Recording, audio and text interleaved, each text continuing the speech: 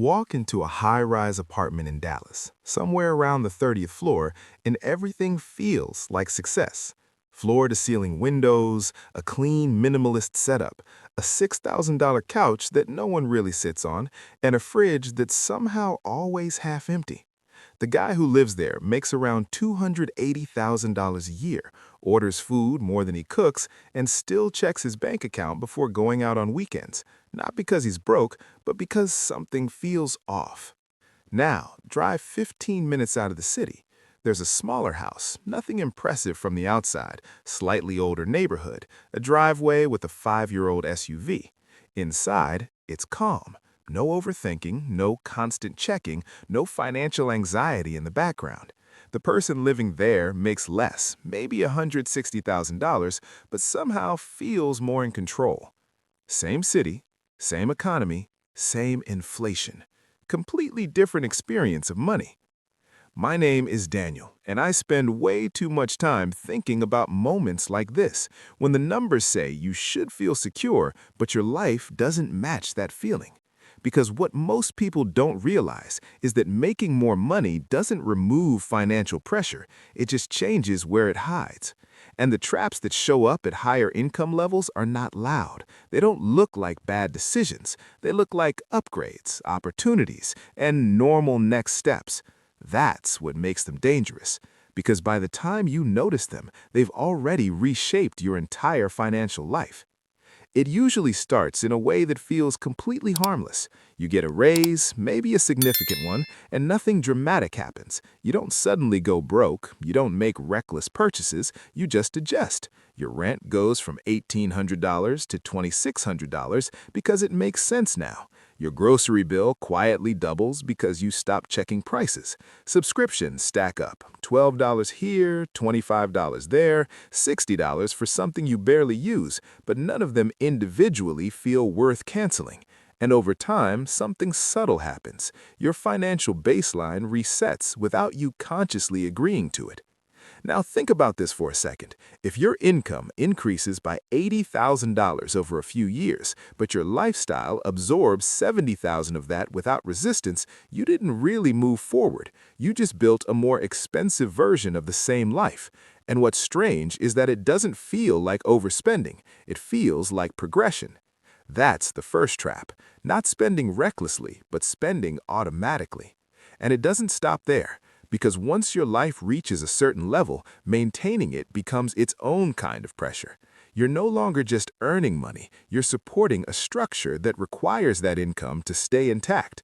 The apartment, the car, the habits, the expectations, they all become fixed.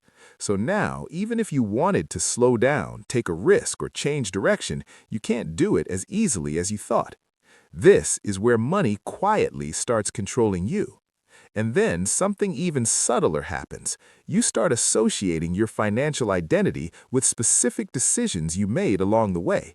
Maybe it's a stock that did really well. Maybe it's a property that appreciated. Maybe it's your own business that scaled faster than expected.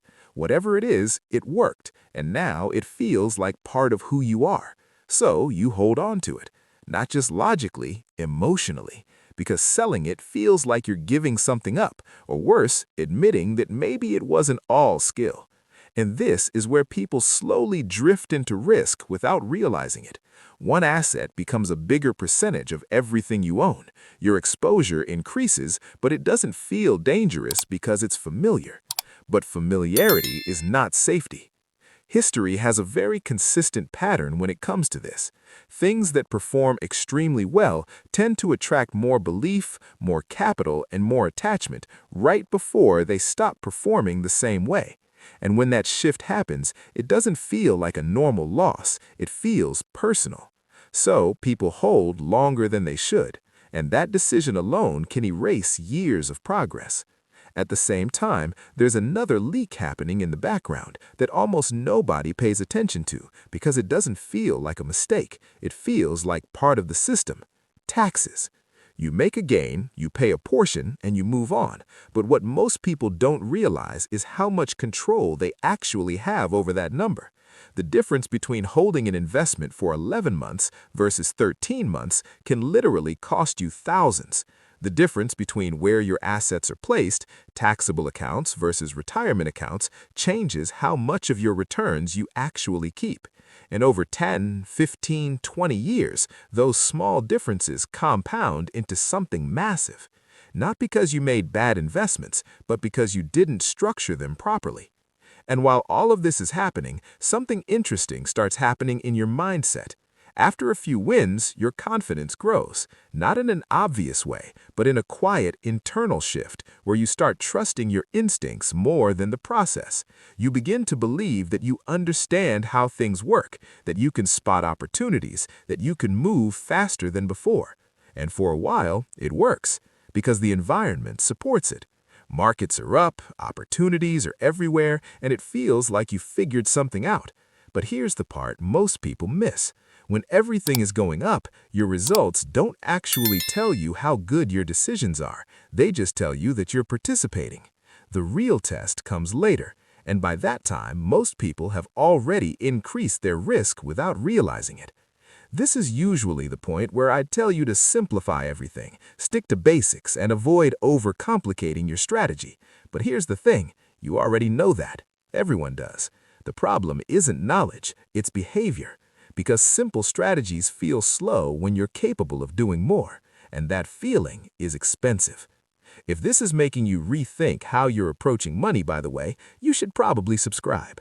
Not because it's going to magically fix anything, but because most people don't spend enough time thinking about the psychology behind their decisions, and that's where the real mistakes happen. Now here's where the traps start getting less obvious and more structural. As your net worth grows, more of your money gets locked into places that aren't easily accessible. Your house, your retirement accounts, long-term investments.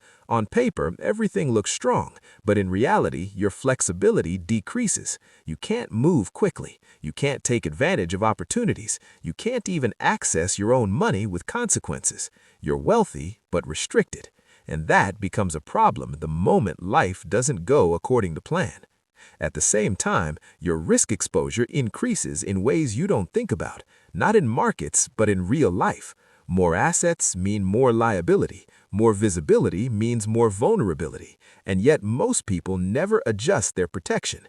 Insurance stays the same, coverage stays outdated. They assume nothing will happen until something does. And when it does, it doesn't just affect your income, it affects everything you built. Then there's this illusion of diversification that a lot of people fall into. You open your investment accounts and see multiple holdings, different names, different funds, and it feels balanced. But when you actually look at what those assets do under pressure, they behave almost identically. Different labels, same exposure. And that only becomes clear when markets shift, because in stable conditions, everything looks diversified. In unstable conditions, everything reveals itself.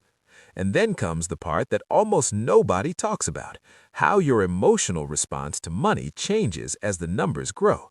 Losing $5,000 feels manageable. Losing $150,000 feels completely different, even if it's the same percentage. Your brain doesn't process percentages, it reacts to the absolute number. So when markets drop, your instinct isn't to stay rational, it's to stop the pain. And that's where people make their worst decisions, not because they don't understand investing, but because the numbers have reached a level where emotions override logic. Which brings us to something most people avoid thinking about entirely. What happens to all of this later? Not next year, not 5 years from now, but when you're not the one managing it anymore. Because building wealth is one process. Keeping it, transferring it, structuring it, that's a completely different system. And most people delay it for too long. Not because it's complicated, but because it's uncomfortable. So they wait. And that waiting quietly costs more than almost any bad investment ever could. Now, if you step back and look at all of this together, something becomes very clear. None of these traps look like mistakes when they're happening. They look like progress, confidence, stability, growth. That's why they work. They don't feel wrong until much later. And by then, reversing them becomes significantly harder. So instead of trying to fix everything at once, just think about this for a second. Which one of these feels familiar to you right now? Not theoretically, but in your actual life. because there's usually one pattern that stands out more than the others. Fix that one first, not perfectly, just intentionally. And if you want to keep understanding how these patterns actually play out in real life, you can subscribe. I'm going to keep breaking this stuff down in a way most people don't talk about. But before you leave, I want you to think about this and actually answer it honestly. What's one financial decision you've been justifying for a while that you know probably isn't helping you long term?